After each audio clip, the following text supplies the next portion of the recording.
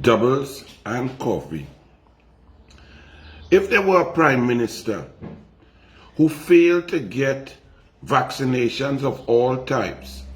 even as the prime minister of India was giving away to the world free vaccinations, if there were a prime minister who, when 351,000 Pfizer vaccines were available, scuttled that process for spurious, ridiculous reasons. If there were a prime minister who dilly-dally, delayed and refused to beg to get vaccinations for a population. If there were a prime minister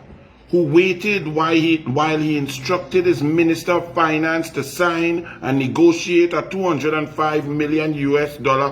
contract to borrow money, which included 15% for the purchase of a certain type of vaccine, and refused to get the others, while signing an NDA, a non-disclosure agreement about that contract, about these specific vaccines. If there were a prime minister who did that, and then there was a prime minister who oversaw every decision in the war against a deadly disease and a pandemic, and he told you, if that prime minister told the population that all the brands of vaccine were the same, and in fact he and his government were not going to state what brand is available, they're just going to tell you take the vaccine because that's the vaccine, and he criticized others for saying that vaccine efficacy was different, and even said that some people believe that Pfizer is the Rolls Royce of vaccine. If there were a prime minister like that, and then one of the doctors who he controls comes out finally and says 7% of the people who have died in the pandemic have been fully vaccinated. If there were a prime minister who was in charge of that, making all those decisions, and then we find out that out of that 7% of fully vaccinated people who died of COVID-19, which amounts to somewhere around 210 fully vaccinated citizens of a country, if there were a prime minister who did all this, and then the science showed that 100% of those who died who were fully vaccinated were vaccinated with the SINOPHARM vaccine that he proposed, he marketed, he thrust on the population, he and his government signed the NDA with, he said was as good as all the best, he said there was no difference, he encouraged people to take it, he wanted to force people to take it, he said all were the same, and the science says that there's no difference in vaccines.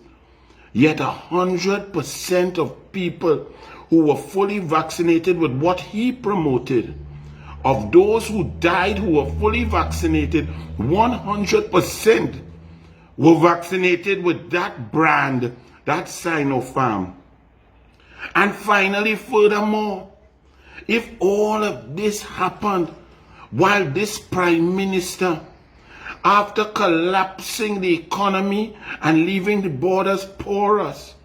this prime minister said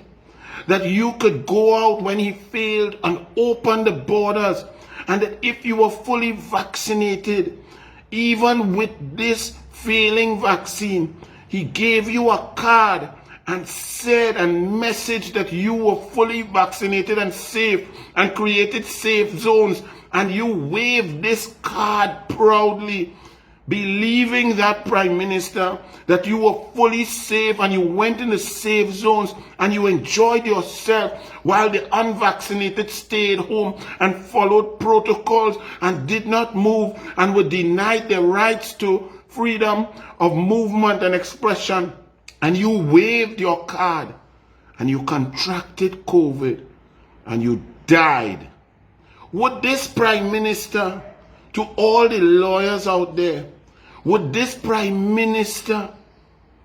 be guilty of criminal negligence? I leave that for you all to ponder today.